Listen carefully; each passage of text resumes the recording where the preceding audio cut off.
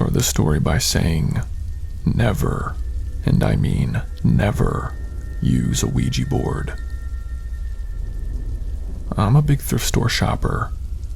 I get most of my clothes, furniture, and home decor from them. I work a minimum wage job, and they're by far the best places to get that stuff on a low income. Well, one day, while I was shopping at my local thrift store, I stumbled upon a used Ouija board. I don't know what possessed me to do it, but I ended up buying it. Mind you, at this point, I had never done one before, and have only seen them used in horror movies. When I got home that night, I invited a bunch of my friends to come over and try it out with me. My friends and I are all like-minded, and we didn't really believe in the paranormal. We were in my living room with the Ouija board out and everyone sitting around it. To make the mood even spookier, we turned off all the lights and lit some candles. Even though none of us believed in the spirits, doing a Ouija board in the dark really does make you start to wonder. We started off by asking the board simple questions. Is there anyone here with us? If you are here, how old are you? And stuff like that. In every question we asked, we would watch the planchette move to yes or no. Even when it moved, I knew in my heart it was just us collectively moving it together. When we asked the board, "Are you a good spirit?" the planchette moved to no. Once it went to no, we all heard this loud crack. I looked up and saw that my front living room window had this massive crack, almost like someone had thrown something at it. We all tried to laugh it off as some kind of crazy coincidence, but something really felt off. And eventually, my friends all got tired and ended up leaving.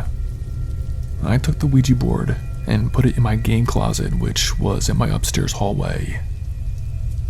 Later that same night, I woke up to a loud noise. I live alone, and I'm single, so this was very alarming. I was in my room, and I turned on my lights. I got out of my bed, only to find the Ouija board sitting at the foot of my bed. Guys, I cannot explain this at all. And what was even worse, on my floorboards, I saw these odd footprints. Not like a man's footprints, but almost like animal hoof prints. It led into my bedroom from the hallway and stopped at where the Ouija board was. And at that point, I was taking no chances. I grabbed the Ouija board and took it out to my trash cans that night.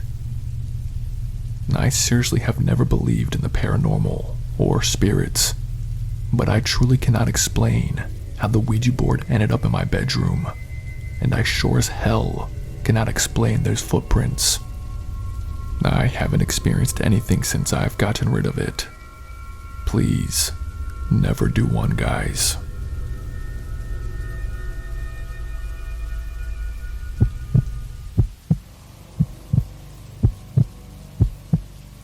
Back in 2020, when the pandemic had just hit, me and my good friend Kenny loved to go exploring in abandoned buildings. We lived on the east coast of a small town just outside a major city, and we had tons and tons of houses to explore that were abandoned in the woods. Why did we do this? Honestly, because we were both jobless, and it was something that gave us a rush. One weekend in particular, we decided to check out this house called Old Victorian. It was this ancient Victorian house that was nestled in between miles and miles of trees and overgrowth. Kenny and I made our way up there. There was a locked gate upon arriving, and we had to navigate our way around through poison ivy and woods to get around it. Once we were inside the house, we immediately noticed something strange. The house was a complete mess. I'm talking missing floorboards, spiders and bugs crawling around, no windows, and just the air smelled of rottenness. Well, we stepped inside to what I was assuming the living room when we saw a Ouija board. It was on one of the tables. Now get this, everything in that house was covered in inches of dust, like literally everything, except the Ouija board. The board had no dust, and almost looked as if it was brand new, like someone had just placed it there. Being the idiotic morons that Kenny and I were, we initially didn't wonder why it looked brand new, but instead went over to it so we could use it. We both grabbed the planchette, and the first question we asked was, "Are there any spirits here with us?" The planchette then moved to the word yes, but we both knew that it was both of us just messing around. However, once it moved to yes, from upstairs, we heard this crashing sound. It almost sounded like a dresser or some kind of large furniture had fallen over. I'll be honest, up until this point, I was having a good time. But when we heard that noise, that was the first time I had thought that maybe we weren't alone in this house. I was explaining my concerns to Kenny, but he called me a bitch and said we need to go upstairs to check it out. So we did. We climbed the extremely dangerous stairs and made it to the second floor. We walked into one of the rooms that we assumed the noise had come from. It appeared to be a bedroom. We were walking around the room, trying to find what could have caused that noise, when Kenny yelled out loud. He was standing in front of an old, cracked mirror that was hanging on the wall. I walked over to him, about to ask him what was wrong, when I saw it. On the mirror, written in what I thought was mud, was Kenny's name and mine. Kenny looked at me with this terror on his face that I have never seen before. Before we could process how in the hell both our names were written on that mirror, we heard this heavy breathing. It was rattled and shaky, like someone who had smoked cigarettes for their entire life. There was a closet in the back part of the room. We turned around when we heard the breathing, and it sounded like it was coming from inside the closet. We both stood there paralyzed with fear until reality snapped me back into the present. I told Kenny, we need to get out of here now. I grabbed him by the arm, and we booked it down the stairs and out of the old Victorian house. We ran through the woods until we found our car and drove away as fast as possible. I truly believe we experienced some sort of entity or demonic presence that day. I have no idea how our names could have been written on that mirror, and seriously think there was something sinister inside that closet. We don't go to abandoned houses anymore, and we sure as hell don't mess with Ouija boards.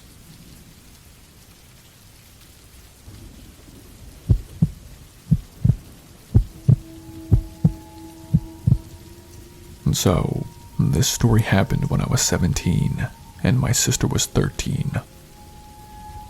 My parents had gone away for the weekend, leaving me in charge of my sister and the house while they were gone. My sister and I always had a good relationship, and we usually played games and talked about life together. While my parents were away, my sister came into my room and asked me a question that isn't asked that often. She asked, "Do I want to play a Ouija board?" This really caught me off guard. My parents were very religious, so anything like a Ouija board or demonic stuff like that was strictly banned from our house. I asked my sister, "Where did you get it?" She said her friend had let her borrow it to see if anything scary would happen. As much as I wanted to abide by my parents' rules and be a good role model for my sister. The curiosity of what a Ouija board could do overrode all of that. I told my sister, yes, we can do it, but you have to swear not to tell Mom and Dad. She swore to it. We went into the living room, and my sister laid the Ouija board down on the coffee table. Mind you, it was late at this point. I think around 10:30 at night. It sounds dumb, but we honestly had no idea how to use it, so I had to grab my phone and Google how to. Once we got the general idea, we both placed our hands on the planchette and started asking the board questions. We asked if there were any spirits living in the house with us. Nothing. The planchette did not move. I then asked, are there any secrets you can tell us? Again, nothing. This went on for maybe another 20 minutes, but the planchette remained still, and there was no paranormal activity that we could detect. We both thought that it was kind of stupid, and decided to call it quits. I reminded my sister again to never tell Mom and Dad that we did the Ouija board before we both went off to bed for the night.